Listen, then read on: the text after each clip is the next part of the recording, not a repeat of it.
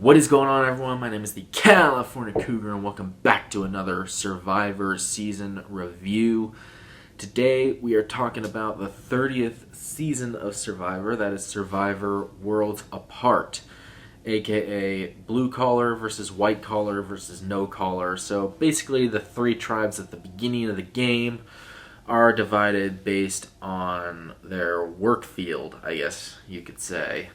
Like white collars like office workers, blue collars like manual labor, and then no collars just kind of like a free spirit type of attitude. That's how it kind of is. That's the best way I could put it. But yeah, that's how the tribes were divided, and this season had a lot of hype around it. Jeff Probst hyped it as one of the best seasons ever, I think, from what I remember, and it was met with a lot of controversy and ultimately wasn't very well received by fans or critics, and it was really easy to see why. This season was just not enjoyable at all, I don't think. The pre-merge had a few enjoyable moments in it, but once that post-merge hits, there's like maybe one or two moments that are somewhat enjoyable, but otherwise it's just ugh. That's really the best way I can put this season. It's not a good season, I don't think. The winner's fine. Mike is fine as a winner, but it was kind of like you could kind of see it coming from a mile away. Like that he was going to be the one who won just based on the editing alone. It was predictable.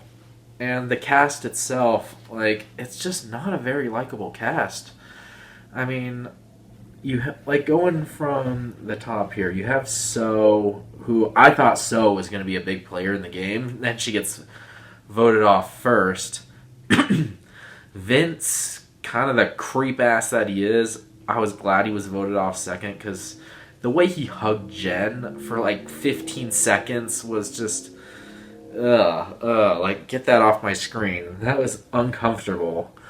So I'm glad he ended up getting voted off. It was kind of creepy.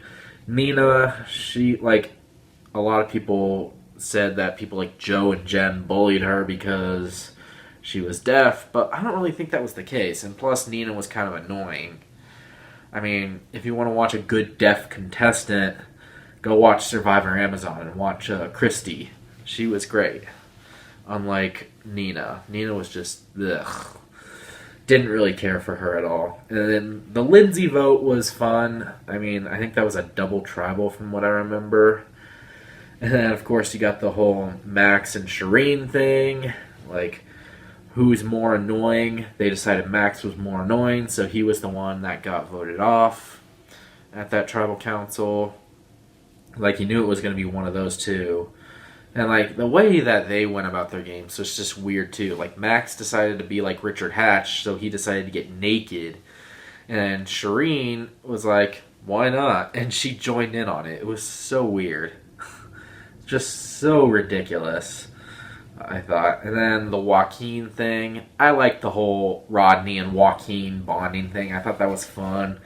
It's too bad that Joaquin got blindsided pretty much right away because, yeah, it would have been cool to see Joaquin go far. I think he had potential to be a very good player in the game.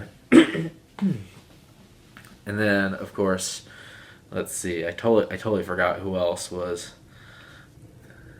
It was no, it was Joe, Jen, and Haley, right? Yeah, those were the three no callers to make it. And then, once the merge hits, Joe, Jen, and Haley, you lose those three right away. You lose Haley, you lose Joe, and you lose Jen, arguably the three most likable people left in the game. And then the season's just pretty much downhill from there.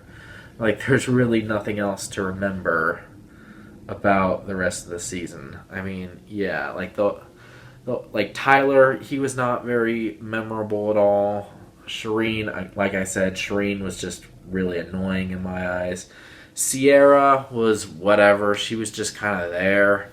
Dan, Dan. Don't even get me started on Dan. He was kind of a misogynistic bigot, if you ask me. That's how he came off to me. Like, yes, he was surprising in some of the challenges. Like, he said he would surprise people for a fat guy. And sure enough, he pretty much did. But at the same time, like, it was like, who really cares? Like, he was kind of a mean-spirited guy. He was kind of abrasive. He didn't really treat the women on the tribe well at all. And, yeah, like, his alliance stuck by him, but, I mean, it was satisfying seeing him get voted off. And he made it all the way to 6th place. I mean, he was a decent player, but just, likability was not there for me. And then, of course, the Final Four, I mean, who really cares? Like, Carolyn was an okay player. Rodney was funny. I mean, him, like, just getting totally pissed off on his birthday was pretty funny. It was good TV. Like, neglected me on my birthday. Like, his little birthday rant I thought was funny.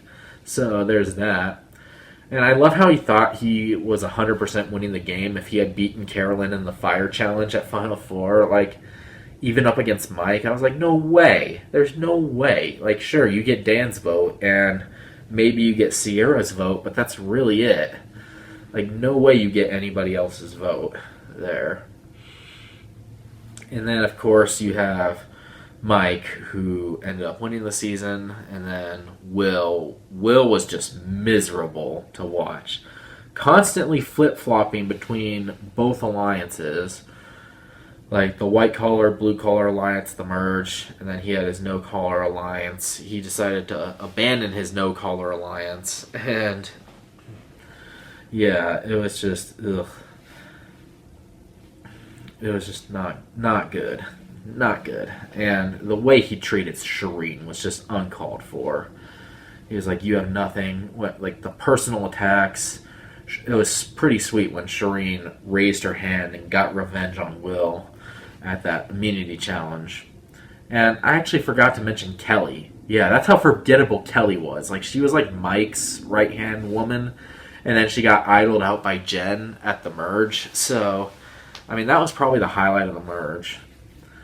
But yeah, some of the other moments this season, probably the biggest one is at the Survivor auction, which, by the way, one of the worst Survivor auctions ever. They skipped through literally the entire food section of the auction. Like, they had the first item where Will buys himself out of the auction. First of all, I hated that so much. Like, you're waiting 30 days for an auction, and yeah, you just get voted off. Or you just buy yourself out of it, first item. Like, just terrible, I thought. Terrible. And then they just speed through all the items, all the food items, and they get to the love letter section, where I think it was, I forgot who it was that was trying to buy it. Dan was one of them. Mike was another one. I think Carolyn was the other one. I think it was Dan, Mike, and Carolyn. And then at the auction, like, they all say they're going to go $20 because Shireen was pointing out that anyone who spends $20 on a letter, like Sierra was the one who would spend the $20 on the letter first, and then Jeff's like, anyone else want to buy it for $20? Shireen pointed that out, and they decided all to agree to buy a letter. And then Carolyn buys hers, Mike buys his, or Dan insists that Mike buys his. Mike decides to let Dan go first. Dan buys his letter, and then initially Mike's like, I'm going to sit back down and just take the advantage myself. And then he eventually regrets it, goes back up, buys the letter. He's like, I can't do it. And he goes, buys the letter, and everyone was just shocked at that move, and basically everybody turned on Mike at that point. Well, except for Jen and Shireen, because those were the two on the outs at that point. So Mike really had no choice but to go to Jen and Shireen from there. And ultimately, like, he decided to vote off Jen that night anyway. But yeah, Mike basically had to play from the bottom at that point because nobody would make an alliance with him. No one would. Like, Dan wouldn't, Rodney wouldn't, Sierra wouldn't, Tyler wouldn't. Everyone was like, screw you. Screw you. Nobody would listen to him. Eventually, Carolyn did, but that was a little bit later. But yeah. And that whole thing was just so uncomfortable. And then the following episode with Will and Shireen, it was just... Or actually, no, it was that same episode. That whole episode was just bad. It was just not fun to watch. And then the rest of the stuff was very predictable. The whole Russian roulette tribal was pretty cool, I guess, but then it ended up being a letdown because Shireen went home anyway. She was the last person on the outs, along with Mike. At that point, Mike had immunity, so they couldn't vote him out. And then he threatened to play his idol on Shireen, and he was like, Shireen's voting for Tyler, I'm voting for somebody else, and I suggest you switch your votes, otherwise you're going to be in for a shock when I play this on Shireen. So, yeah, it was clearly a bluff, and everyone called him on it, basically. But, of course, Dan still did get 2 votes at that tribal, so there was that. And then Dan's extra vote, his advantage at the auction that he did get, Dan won the advantage. And he ended up wasting it. Well, I guess he didn't really waste it. It was just kind of pointless because he got idled out anyway. What he should have done was throw his 2 votes on somebody else at that tribal. He should have thrown it on... like either Sierra or I think Sierra, Rodney. Who got votes? It was Carolyn and Dan who got the votes. Like, he could have thrown his 2 votes at Will, I guess, and likely would have forced a tie, and then his alliance would have stood by him and voted off Will with him, I guess. But he didn't do that, so he ended up kind of wasting his advantage. And that just ended up being like a massive letdown. Like, all the tribals were pretty predictable. I knew you knew as soon as Dan played his advantage, Carolyn was playing her idol. Like, you knew that was going to happen. And Mike was the only one that voted with Carolyn because, well, he had to. And I love how a lot of people like to discredit Mike for his win because he had to win all those immunities to get there. He really had no choice, though. Like, he had to play the idol when he did, and he had to win all those immunities, because if he didn't, he was gone. Like, he was so gone. And then Carolyn betraying Tyler was a big mistake, because Tyler ended up voting for Mike at the final tribal. Speaking of the final tribal, you want to talk about even more just of an uncomfortable mess. The jury was so bitter. Oh my god. With the exception of Jen, I think, and Shireen, to an extent. Like, everybody else was just so bitter towards Mike. Although, I guess the other 2 no-callers, Joe and Haley, they didn't really care as much. They were just, like, kind of open votes. So, like, the first 4 people on the jury, like, the other 4, though, were just so bitter. Like, we kind of knew Sierra was going to vote for Carolyn. We knew Rodney, because Rodney was always bitter the whole time. We knew he was going to vote Will. And then Mike basically had to earn the votes from both Dan and who was the other juror? Tyler. But Tyler was kind of bitter towards Carolyn for betraying him. And yeah, that was just a mess. And Shireen's speech... like, yeah, she wasn't necessarily wrong, although it was still kind of cringe, and she was still clearly trying to get attention, because it was the longest speech by far. Like, she makes all her comparisons, Mike to a howler monkey, Carolyn to a stingray, Will to a dead fish. Before she does that, she talks about, like, domestic violence and how Mike stood up for her. Then she's like, Mike, that doesn't mean you earn my vote. Carolyn still has a shot, because I want to vote for who played the best game. It was kind of pretentious, if I'm being completely honest. And it seemed like she was just trying to get as much screen time as she possibly could. So, yeah. Now, the season as a whole, I don't think it's the worst season ever, but It's just hard to find things to like about it. It's a dark season. Everyone just kind of hates each other. Like, there's a lot of arguing going on, especially between Mike and Dan, Mike and Rodney. You have the whole thing with Vince at the beginning of the game.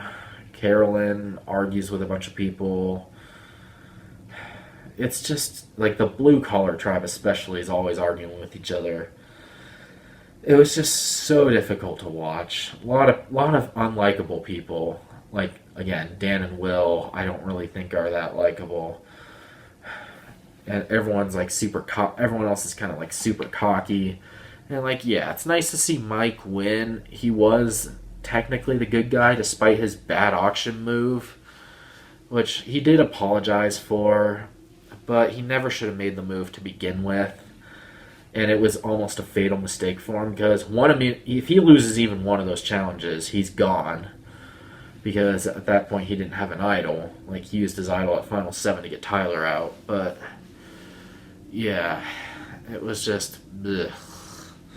I don't like this season. I really don't. It's got a few good moments, but as a whole, it's just not a season that I see myself really enjoying or watching again anytime soon. So with that being said, my score is going to shock some people. It's going to sound like it's really low, but that's how I feel about it.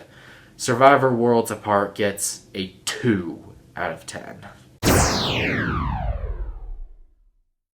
So yeah, 2 out of 10 probably sounds very low. I wasn't really going on a full rant with this because it's not a 1 out of 10 season. It's not like South Pacific or One World where it's just straight up unwatchable for 15 episodes. But like, this season does have some watchability to it, but it's not a season that I see myself ever coming back to. It's like Fiji, kind of, but I would say it's a bit worse than Survivor Fiji in that sense. It's predictable, it's dark, it's kind of boring, you kind of see what's coming, and it's just not a memorable season for me. So, yeah, 2 out of 10, I think, is a good score for it. But anyway, guys, what did you think of Survivor Worlds Apart? If you have seen it, did you like it? Did you hate it? Let me know down in the comments below what you thought of it. Make sure to hit that thumbs up button if you enjoyed this video, and make sure to hit the subscribe button down below. And stay tuned for the next video where I talk about Survivor Season 31, which is Survivor Cambodia. That will be coming up next week, so stay tuned for that. And until that next video, once again, my name is the California Cougar, and always remember, stay California cool. Peace!